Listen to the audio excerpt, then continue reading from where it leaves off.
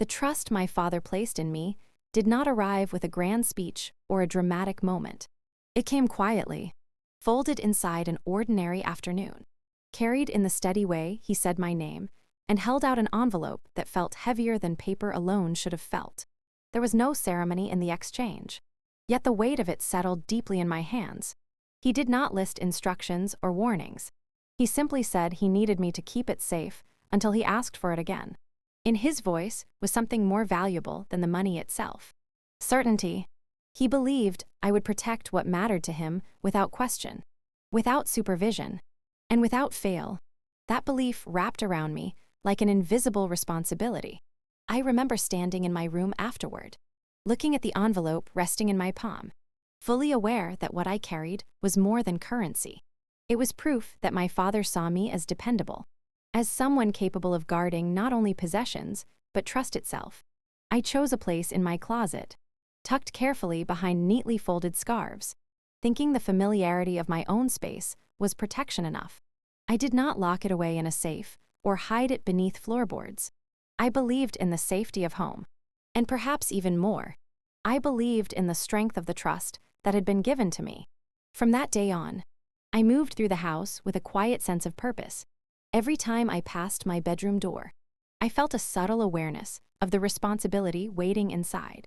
It did not burden me in a heavy way. Instead, it made me feel steady, grounded by the knowledge that someone I loved relied on me in a meaningful way. My father had always been a man of careful decisions, not easily swayed by impulse. The fact that he chose me was not accidental. It reflected years of small moments, times I kept promises, handled problems calmly, and respected the boundaries of others. His trust was built over time, brick by brick, through consistency rather than grand gestures. There was something deeply humbling about being seen that way. Parents often protect their children, shielding them from weighty matters for as long as possible. But this was different. This was him acknowledging that I had stepped into a stage of life where responsibility was no longer theoretical. It was real, tangible, and resting quietly in my closet. I found myself more mindful of my surroundings, more attentive to the rhythms of the house. Trust, I realized, sharpens awareness. It makes you notice the small things because you understand that carelessness can break something that cannot be easily repaired. I also felt an unspoken connection to my father during those days. We did not talk about the envelope again, yet its presence created a silent thread between us. When he left for his trip, I carried not only the duty of safekeeping, but also the desire to prove that his confidence in me was well placed. I wanted, more than anything, to be worthy of the faith he had shown. That desire was not born from fear of disappointing him, but from respect. His trust was a gift, and gifts of that kind deserve to be honored. Trust has a quiet power. It does not demand attention, yet it shapes behavior in profound ways. I found myself reflecting on how fragile it could be, how easily it could be shaken if neglected. The envelope became a symbol of something far larger, the bond between a parent and child transitioning into mutual respect. It marked a moment when my father no longer saw me as someone who needed constant guidance, but as someone capable of standing on her own, making careful choices, and protecting what mattered. In the stillness of my room at night, I sometimes thought about how many years it must have taken for him to reach that level of certainty.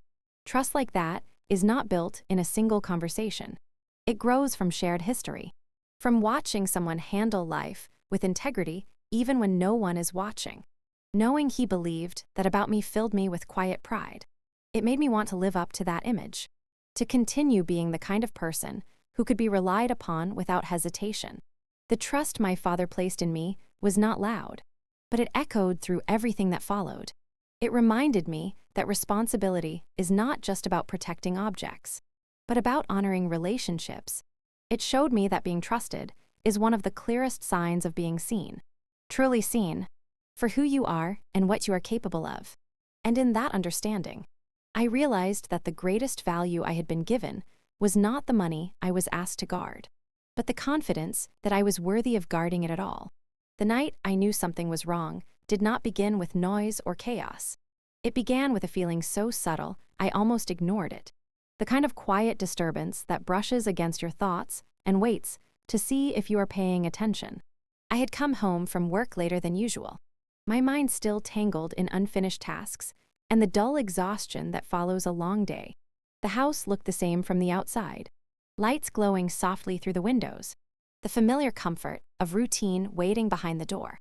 Yet the moment I stepped inside, a faint unease settled over me, as if the air itself carried a message my mind had not yet translated. I set my bag down by the hallway table and stood still for a second longer than necessary. Nothing appeared out of place. No voices echoed from the living room. No television hummed in the background. Even the usual creak of the floorboards felt muted. The silence was not peaceful. It was watchful. I tried to shake off the feeling, telling myself I was simply tired, that my senses were dull from the day. But as I walked toward my bedroom, that strange awareness followed me, growing heavier with each step. When I pushed open my door and reached for the light switch, my chest tightened without warning. The room looked ordinary at first glance. The bed made, the curtains still drawn halfway like I had left them. Yet something about the space felt disturbed, like a photograph that had been shifted a fraction of an inch in its frame.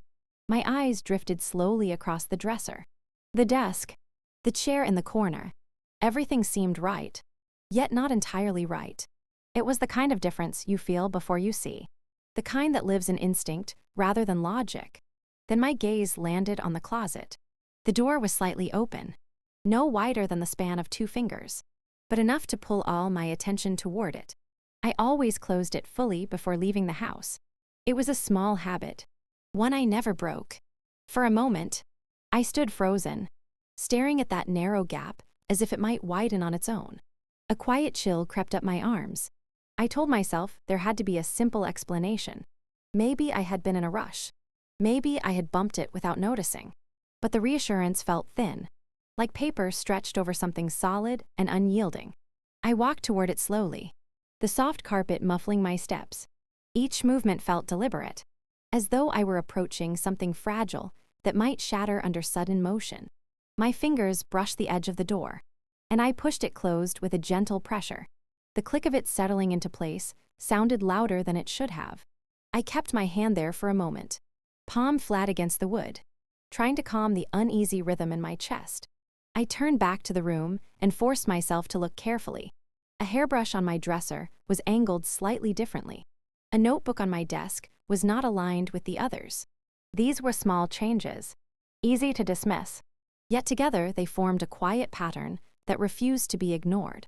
My mind searched for memory, replaying the morning before work. I had been tired, yes, but not careless. I remembered closing drawers, straightening the bedspread, shutting the closet.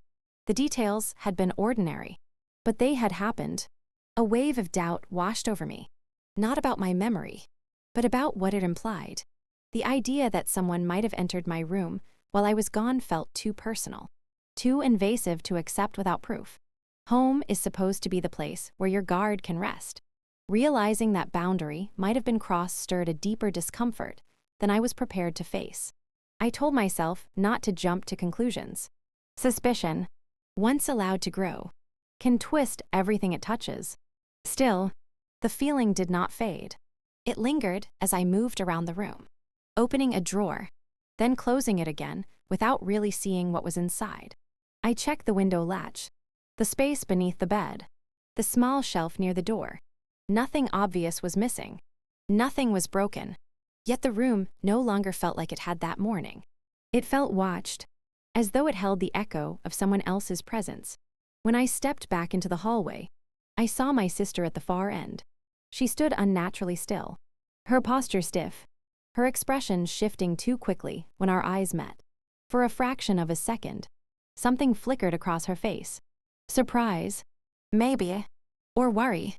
Before she looked away, she did not ask about my day. She did not smile. She simply turned slightly, as if hoping I would pass without noticing her tension. That brief moment sharpened the unease that had followed me from my room. I walked past her without speaking, but my thoughts grew louder with every step. The house felt smaller, its familiar walls holding something unspoken. That night, I lay in bed staring at the ceiling, replaying every detail. The open closet door, the shifted objects, the look on her face, each memory pressed against the others, forming a shape I did not want to name. That was the night I knew something was wrong. Not because I had proof, but because my sense of safety had shifted in a way that could not be undone. Sometimes the truth announces itself quietly, through instinct and atmosphere rather than evidence. And once you feel it, no amount of reassurance can return things to the way they were before. Suspicion did not arrive in my thoughts all at once. It crept in slowly, carried by small moments that felt insignificant on their own, yet impossible to ignore when placed together. It lived in the quiet pauses between conversations, in the way the house seemed to hold its breath, and in the subtle changes in behavior that followed me from room to room. I did not want to give it a name at first. Naming it would mean admitting that something fragile had begun to crack, and I was not ready to accept that reality. Silence became the space where suspicion grew. Conversations that once flowed easily now felt cautious, trimmed down to safe topics that avoided eye contact and deeper meaning. The house was no longer filled with casual laughter or relaxed movement. Instead, there were long stretches where only the ticking of the clock could be heard, each second marking time in a way that felt heavier than usual. In that silence, my mind replayed details I would have once dismissed. A door left ajar, footsteps in the hallway at odd hours, the way certain questions were met with hurried answers. I watched my sister closely without meaning to. Observation replaced ease, and every interaction became a quiet assessment. Her behavior had shifted in ways that felt unnatural. She moved through the house with a restlessness that did not belong to her. Her confidence replaced by something tighter, more guarded. When she spoke, her words were polite but measured, as though she were carefully choosing what not to say. She avoided lingering in shared spaces, retreating to her room more often, closing her door with a finality that felt deliberate. There was also a sudden brightness in her demeanor that did not align with the tension beneath it. She smiled too quickly, laughed too loudly at moments that did not warrant it. The contrast between her forced cheerfulness and the heaviness in the house was unsettling. It felt like a performance meant to distract, to convince anyone watching that nothing was wrong. Yet the effort itself made the act transparent. Ease does not require rehearsal, and authenticity does not flicker. I began noticing changes in her routine. She returned home later than usual, sometimes carrying shopping bags that did not match her usual habits. She was careful with them, holding them close, as if their contents carried secrets rather than purchases. When asked simple questions about her day, her answers came too quickly or not quickly enough, missing the natural rhythm of honesty. She would change the subject mid-sentence, steering conversations away from anything that lingered too long. Silence followed her movements like a shadow. When she entered a room, the air shifted. When she left, it did not immediately recover. Even our parents seemed to sense it, though no one spoke it aloud. We all orbited around the unspoken truth, careful not to collide with it directly. The house felt like it was filled with words that had nowhere to land. Suspicion sharpened my awareness in ways I did not welcome. I found myself listening for footsteps at night, noticing which doors opened and closed, registering the tone of voices through walls. I questioned my own reactions, wondering whether I was becoming unfair or paranoid. I wanted so badly to believe there was an explanation that did not involve betrayal. The alternative felt too heavy to carry without proof. Yet behavior tells its own story, even when words try to hide it. The distance between us grew in quiet increments. She no longer lingered to talk about her plans or frustrations. She stopped asking my opinion on things that once mattered to her. The shared understanding we had built over years felt suddenly fragile. Like glass under pressure, every avoided glance felt like a confession she was not ready to make. The silence between us became its own language. It spoke through tightened shoulders, hurried movements, and doors closed a little too quickly. It echoed in the way she flinched when surprised, and how she stiffened when I entered a room unexpectedly. These reactions were not loud, yet they were constant, and constancy carries its own kind of truth. I wrestled with what to do inside that silence. Confrontation felt premature without certainty. Yet inaction allowed suspicion to grow roots. I feared that speaking too soon would fracture something beyond repair, while waiting too long might make the eventual truth even harder to face. Each day stretched that tension further, testing my patience and resolve. In the end, suspicion did not demand proof to exist. It fed on patterns, on behavior that no longer aligned with familiarity. Silence amplified those patterns, giving them space to breathe and multiply. And shifting behavior, no matter how subtle, revealed what words tried to conceal. By the time I fully acknowledged what was happening, the truth had already shaped itself in the quiet. I did not yet know the full extent of it, but I understood one thing clearly. Something had changed between us, and the silence was no longer empty. The truth came out at the dinner table in the most ordinary setting, which somehow made it feel even heavier. The table had been set the same way it always was. Plates aligned neatly, glasses catching the warm light from above. The scent of home-cooked food filling the air with a comfort that felt almost misleading. From the outside, it looked like any other evening, the kind that passed without memory. But beneath that routine, something tense and unspoken sat with us, invisible yet impossible to ignore. I remember the sound of chairs scraping softly against the floor as we took our seats. No one said much at first.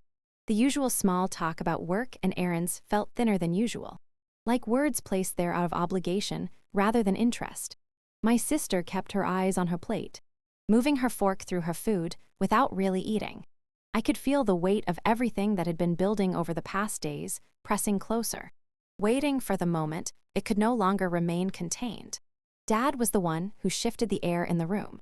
He had been quiet throughout the meal, his expression calm but distant, as though he had already traveled through the conversation in his mind before bringing it into the open. When he finally set his utensils down, the soft clink against the plate sounded louder than it should have. It was a small sound, yet it pulled everyone's attention toward him. My breath slowed without my permission, my body recognizing that something irreversible was about to happen. He said my name first, not loudly, not harshly, but with a steadiness that made my chest tighten. When I looked up, his eyes held a seriousness that allowed no misunderstanding. He asked about the money he had given me to keep safe. The question did not explode into the room. It settled into it, heavy and deliberate. For a moment, no one moved. I felt the heat rise to my face, not from guilt, but from the sudden exposure of something I had been carrying alone. Before I could speak, a sharp sound cut through the silence. My sister's fork slipped from her hand and struck the plate. The noise was small but jarring, like a crack in glass. I turned toward her instinctively, and the color draining from her face told a story before she ever opened her mouth. Her shoulders stiffened, her posture shrinking inward, as if she could disappear from the moment entirely. Dad's gaze followed mine, shifting slowly to her. He did not raise his voice. That calmness was more powerful than anger would have been. He asked her if she knew anything about the money. The room felt smaller with each second that passed. Even the air seemed harder to breathe, thick with the weight of the question hanging between us. She tried to hold herself together. I could see that. Her lips pressed into a thin line, her hands gripping the edge of the table as if it could anchor her. But the silence stretched too long, and the effort to maintain composure began to crumble. When she finally spoke, her voice barely rose above a whisper. The apology came first, fragile and trembling, as though it had been waiting just beneath the surface for days. Once the first words broke free, the rest followed in uneven waves. She admitted she had taken the envelope from my closet. Hearing it spoken, aloud felt different from knowing it in my heart. The truth, once voiced, filled the room completely, leaving no space for doubt or denial. She spoke about the party, the spending, the reckless excitement that had blinded her to consequences. Each detail felt like another weight placed on the table between us. Dad listened without interrupting, his disappointment quiet but unmistakable. It showed in the way he leaned back slightly, in the long breath he released through his nose, in the stillness that replaced his earlier calm. He asked questions not to accuse, but to understand how something like this could have happened. His voice remained steady, Yet the hurt beneath it was impossible to miss. I sat there absorbing everything, the confirmation of my suspicions mixing with a strange sense of relief that the truth no longer had to hide. At the same time, the reality of the betrayal settled deeply within me. It was not just about the money. It was about the boundary crossed, the trust broken, the choice made in secret that now stood fully exposed under the dining room light. No one finished their meal. The plate sat half-touched as the conversation moved from confession to consequence. The familiar comfort of the dinner table had transformed into a place of reckoning, where honesty finally replaced silence. By the time the conversation ended, nothing in the room looked different. Yet everything had changed. The truth had stepped into the open, and once revealed, it could never be folded away again. Consequences arrived quietly, not in a single dramatic moment, but in a slow unraveling that touched every corner of our home. At first, it felt like nothing had changed. The same walls stood, the same routines moved forward, the same morning light spilled across the kitchen floor. But beneath the surface, something fundamental had shifted. The ease we once carried around one another had thinned, replaced by an awareness that trust, once broken, does not simply return because we wish it to. Dad changed in ways that were subtle yet unmistakable. He was not louder or harsher, but firmer, as though something inside him had settled into a new shape. The disappointment he carried was not expressed through constant reminders or anger. Instead, it showed in his restraint. He no longer stepped in to smooth over small inconveniences or rescue situations caused by carelessness.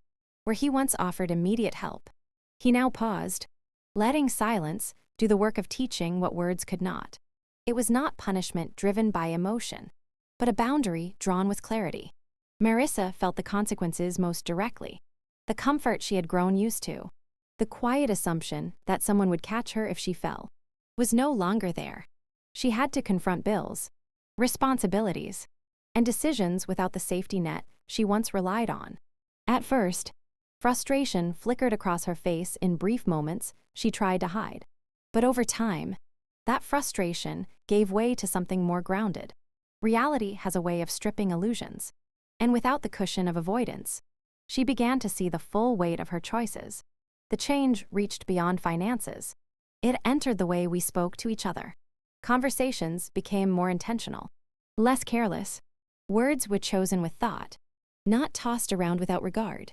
We had all learned how easily harm could grow from a single selfish decision, and none of us wanted to contribute to another fracture. The house grew quieter, but not in the tense way it had before the truth came out. This quiet was reflective, filled with unspoken processing rather than hidden secrets. Mom carried her own transformation. Her instinct had always been to protect, to soften consequences with understanding. But even she recognized that shielding someone from the results of their actions could cause deeper harm. Her compassion remained, yet it was balanced now with firmness. She listened to Marissa's struggles without immediately offering solutions. She allowed discomfort to exist, trusting that growth often rises from the space where excuses no longer survive. For me, the consequences reshaped my understanding of boundaries. I had always believed that love meant flexibility, that family ties could absorb small breaches without lasting damage. But I learned that protecting my sense of safety was not an act of distance. It was an act of respect, both for myself and for the relationship. I installed a lock on my door, not out of anger, but out of clarity. That small action symbolized a larger shift inside me. I no longer dismissed unease just to keep peace. Trust, once taken for granted, became something we spoke about openly. It was no longer assumed simply because we shared a home. We discussed privacy, responsibility, and the importance of asking rather than taking. These conversations were not always comfortable, but they were honest. And honesty, even when difficult, began to rebuild a different kind of foundation beneath us. The consequences also reached into the spaces beyond our home. Marissa faced questions from friends and subtle judgment from coworkers who had seen glimpses of her choices. The embarrassment she carried forced her to confront not only what she had done, but who she wanted to become moving forward. Reputation, once damaged, does not repair itself overnight. Watching her navigate that reality with fewer defenses slowly revealed a maturity that had been absent before. Our family dynamic did not return to what it had been, and perhaps that was necessary. What we had before contained unspoken assumptions and blurred lines. What emerged afterward was more structured, less effortless, but also more real. We began to understand that love without accountability can weaken bonds rather than strengthen them. Consequences, though painful, clarified where we stood with one another. In time, the tension eased, replaced by a cautious steadiness. Laughter returned in smaller doses at first, then more naturally. We learned to rebuild not by pretending nothing had happened, but by acknowledging that something had, and choosing to move forward with clearer expectations. The consequences had changed us, yes, but they had also revealed the strength that comes when a family faces truth together rather than hiding from it. Forgiveness did not arrive all at once, nor did it come wrapped in a single emotional moment that erased everything that had happened. It unfolded slowly, shaped by conversations, quiet reflections, and the steady passage of time. At first, forgiveness felt distant, almost theoretical, like something I understood in principle, but could not yet reach in practice. The hurt was still too fresh, the memory of betrayal too vivid. Yet beneath that pain was a small, persistent understanding that holding on to anger would only anchor me to the moment I was trying to move beyond. What made forgiveness possible was not words alone, but change I could see with my own eyes. Apologies can be spoken in seconds, but rebuilding trust takes patience measured in days, weeks, and months. I watched Marissa begin to move differently through the house. She knocked before entering rooms, even when doors were open. She asked before borrowing anything, even small items that once would have passed without mention. These gestures were simple, yet they carried weight. They showed awareness, an understanding that respect lives in details. Boundaries became the framework that allowed forgiveness to take shape. Before, our closeness had blurred lines we never thought to define. We assumed good intentions would always guide our actions. And when they didn't, we had nothing firm to lean on. Establishing boundaries did not create distance between us. It created clarity. My room became my private space, not out of secrecy, but out of mutual understanding. Financial matters were discussed openly, not hidden behind assumptions. Expectations were spoken rather than implied. There was an unexpected freedom in that structure.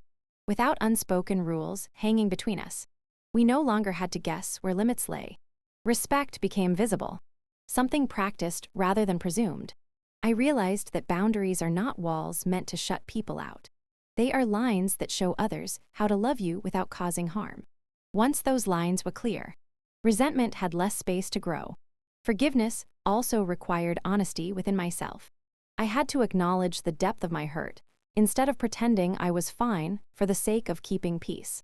Allowing myself to feel disappointment did not make me unforgiving. It made the forgiveness that followed genuine rather than forced. I learned that grace offered too quickly can hide unresolved pain, while grace given after reflection carries strength. As weeks passed, the tension that once filled the house softened. It did not vanish overnight, but it loosened its grip little by little. Conversations became easier, less guarded. We began sharing small parts of our days again, testing the ground beneath us and finding it steadier than before. Laughter returned in brief moments that surprised us, as though joy had been waiting patiently for permission to re-enter. Dada's role shifted as well. He no longer carried the silent weight of disappointment in the same way. Instead, he became a steady presence, guiding us toward accountability without harshness. He spoke about responsibility not as a punishment, but as a form of respect. Respect for ourselves and for each other. His firmness, balanced with calm understanding, helped reshape the atmosphere of the home into something more grounded. Mom's warmth remained a constant thread, but even she leaned into the new balance we were building. She encouraged open dialogue, reminding us that mistakes do not define a person unless they refuse to learn from them. Her belief in growth gave us room to try again without feeling permanently labeled by our worst moment. For Marissa, This period marked the beginning of a quieter, more thoughtful version of herself. She no longer chased attention with the same urgency. Instead, she focused on rebuilding trust through consistency. I saw it in the way she managed her responsibilities, in the humility with which she approached conversations that once would have triggered defensiveness. Change did not transform her into someone entirely different, but it revealed a maturity that had been waiting beneath impulsive choices. A new beginning did not mean forgetting the past. It meant allowing the past to inform better choices without letting it dictate every interaction. The experience became part of our shared history, not as a wound we reopened, but as a lesson we carried forward. We learned that families are not defined by the absence of mistakes, but by the willingness to face them honestly and grow together afterward. In the end, forgiveness, boundaries, and a new beginning intertwined into something stronger than what we had before. We did not return to the same version of our family. We built a more intentional one. Trust, once assumed, became something nurtured with care. And in that careful rebuilding, I found a deeper sense of peace than I had known when everything only appeared to be fine.